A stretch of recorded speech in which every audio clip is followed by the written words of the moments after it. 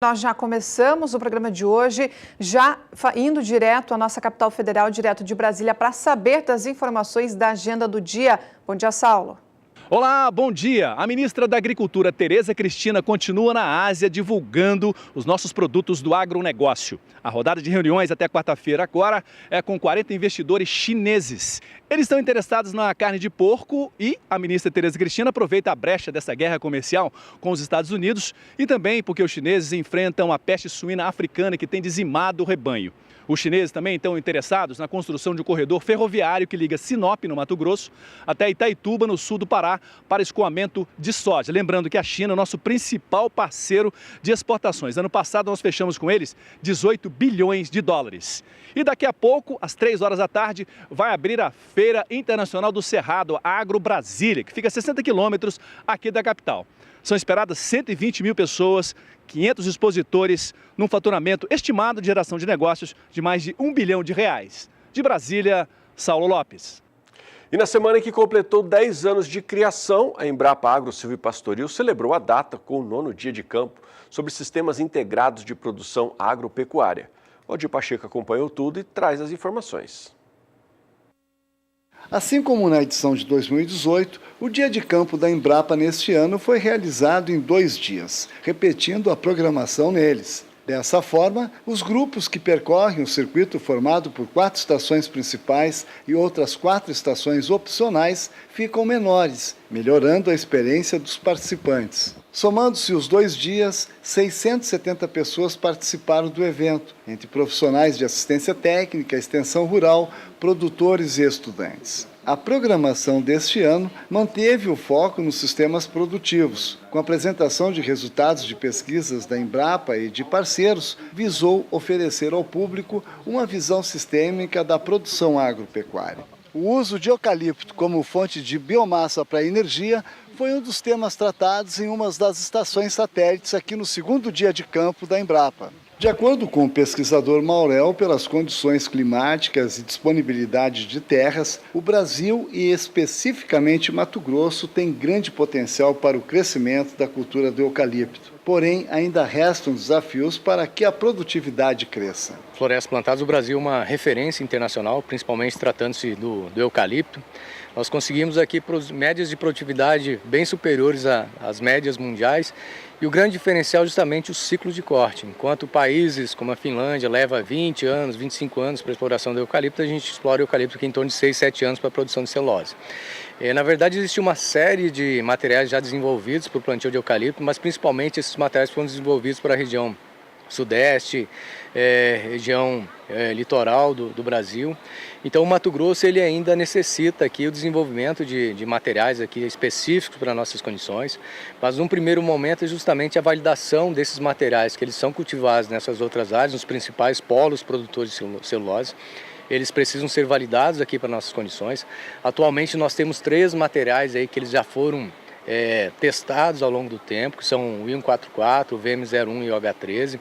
Tem algumas opções que são mais específicas de cada região, mas nós precisamos aí ampliar a nossa gama de materiais que estejam disponíveis aí para o plantio comercial no estado. Numa das estações temáticas, o pesquisador da Embrapa Soja, Marco Antônio, a inoculação de sementes do capim através de uma bactéria promove o desenvolvimento de raízes, possibilitando melhor absorção dos nutrientes.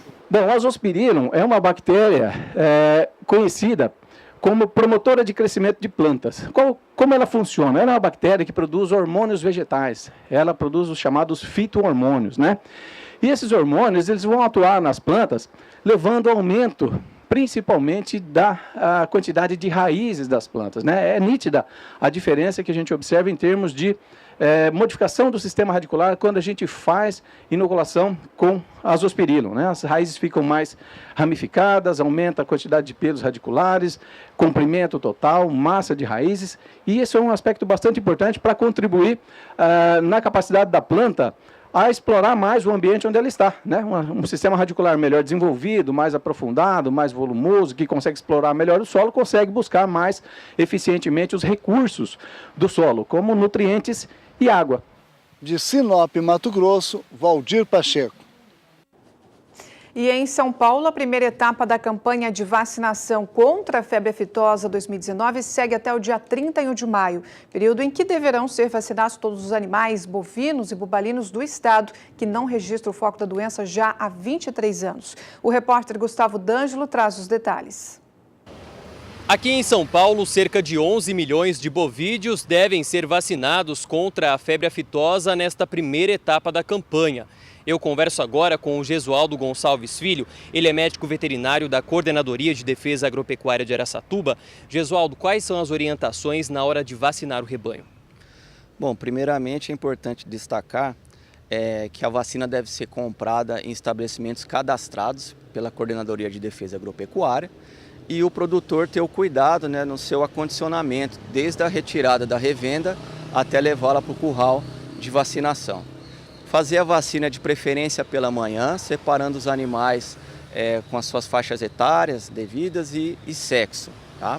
Importante a questão de higienização, a cada trocar a ponta da agulha a cada 10 animais, para evitar aí, uma vacinação suja, que a gente fala. E a vacinação, é importante o local de vacinação pela via subcutânea na tábua do pescoço. Tá? Como todo mundo sabe, houve uma redução aí na dose da vacina, O produtor precisa ficar atento a isso. Sim, a vacina ela foi reduzida a sua dose de 5 para 2 ml.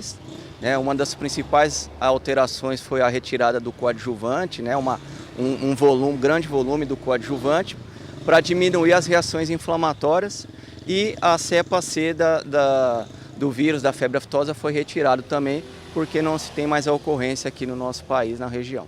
O que acontece com o produtor que não vacinar seu rebanho no prazo estipulado pela legislação? Ele pode ser autuado, com uma multa de aproximadamente R$ 133 por cabeça, e se porventura deixar de declarar dentro do prazo também, R$ 80 por cabeça. A orientação é que o produtor não deixe a vacinação para a última hora, O importante é que o produtor se antecipe, para realizar essa vacinação, não deixando para a última hora, para evitar aí transtornos de ordem técnica do sistema e também da disponibilidade de vacina. Tá certo, Gesualdo, obrigado pelas informações. Lembrando que aqui em São Paulo, então, os animais devem ser imunizados até o dia 31 de maio e o produtor tem até o dia 7 de junho para declarar essa vacinação. De Araçatuba, São Paulo, Gustavo D'Angelo. Obrigado, Gustavo. E o mercado da soja não vem bem. Os preços baixos fizeram os produtores segurar a comercialização à espera de uma reação, mas os negócios com oleaginosa neste ano enfrentam grandes problemas, já que a China, principal comprador, reduziu a importação de soja por causa da peste suína africana. O governo brasileiro tenta reduzir esse impacto apostando na venda da proteína animal. Os preços da soja vêm perdendo força no Brasil. Nas praças nacionais, a saca de 60 quilos varia entre R$ 60 e R$ 75. A média no balcão gaúcho fechou a última semana em menos de R$ 65, trazendo grande preocupação para os produtores que precisam vender o produto para atender os compromissos. E as expectativas não são tão boas. Nós estamos vivendo um momento muito especial da soja, um momento de incerteza. E incertezas ruins. Se nós olharmos o preço da soja, não no último período, mas nos últimos anos, no mercado internacional, ela vem se mantendo em patamares bastante baixos, assustadoramente baixos. Costumeiramente, por alguns períodos, abaixo do custo de produção, inclusive mundo afora. Nós aqui no Brasil não estamos sentindo isso, porque deu a coincidência de nós estarmos com turbulências no mercado de soja lá fora, mas turbulências políticas muito fortes vivemos nos últimos anos no Brasil, que fez com que o câmbio mudasse de patamar. E é por causa disso que nós ainda estamos com um preço diferente do que a gente percebe nos nossos principais concorrentes. Só que esta vantagem que nós estávamos tendo, ela se vê agora ameaçada por um outro problema que afeta todo mundo, que é justamente essa demanda de soja pela China, que tende a diminuir, pelo menos num período de tempo, ela vai diminuir significativamente em razão dos abates que vão ocorrer dos animais, dos suínos lá na Ásia como um todo, não é só na China, na Ásia, por conta da gripe africana. Então, essa preocupação, ela é nova, e por ser nova, nós nunca tivemos um episódio dessa magnitude no passado para que a gente tenha um comparativo, para que a gente consiga construir um cenário de partida, pelo menos. Isso é absolutamente novo. Então, ninguém pode afirmar com certeza, e eu não teria essa pretensão, de dizer o que vai acontecer. Por isso, a necessidade e a importância de nós termos um processo de comercialização bastante pé no chão. Cálculos apontam que até 200 milhões de suínos podem morrer em razão da peste suína africana, impactando a demanda por ração feita a partir da soja. Mas o governo tem uma estratégia. Ao invés de vender soja a $500 a tonelada, quer vender a proteína de frango, suíno ou bovino a $2.000 a tonelada.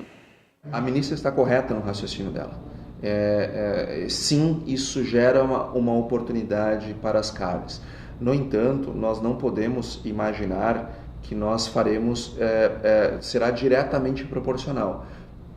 Se produzirá menos carnes lá, nós vamos produzir a mesma quantidade que se deixa produzir lá aqui. Isso é ilusão. Isso é ilusão e não é isso que a ministra está dizendo. A ministra está dizendo que gerará uma oportunidade e nós concordamos. Ela não está dizendo que será uma oportunidade vis-à-vis. Porque para nós produzirmos a quantidade de carnes que eles deixarão de produzir, nós teremos que fazer investimentos aqui que nós não faremos. E que isso levará um tempo de maturação desses investimentos que é o tempo que eles precisam para se recuperar do problema. Aí imagina nós fazermos aqui investimentos, digamos, olha, eu tenho uma produção de suínos, eu vou dobrar a minha produção. Eu tenho um abatedouro de suínos, eu vou dobrar. Ok, quanto tempo vai levar para eu recuperar meu investimento? 5 anos. Será que em 5 anos eles já não recuperaram lá o abate deles? Já não normalizaram o problema? E aí como é que eu vou fazer? Eu não vou ficar com um elefante branco aqui? Ou seja, a gente tem que ter cuidado, a gente tem que ter calma. Nós não podemos olhar para uma coisa que é episódica e achar que eu posso fazer investimentos que se maturam no longo prazo, porque eu poderia ficar com o elefante branco do lado do meu negócio, e aí eu tinha um negócio que era muito eficiente, que estava redondo, agora eu tenho um elefante branco que é absolutamente pesado e ineficiente. No início vai dar certo, no médio e longo prazo será que vai dar? Lembrando que o Brasil é o maior exportador mundial de carnes de frango e bovina.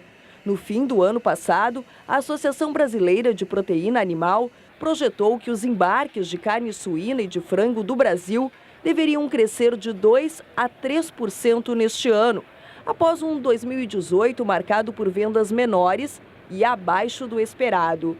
A alta nas vendas incorporaria uma potencial expansão em regiões como Japão, Coreia do Sul e China.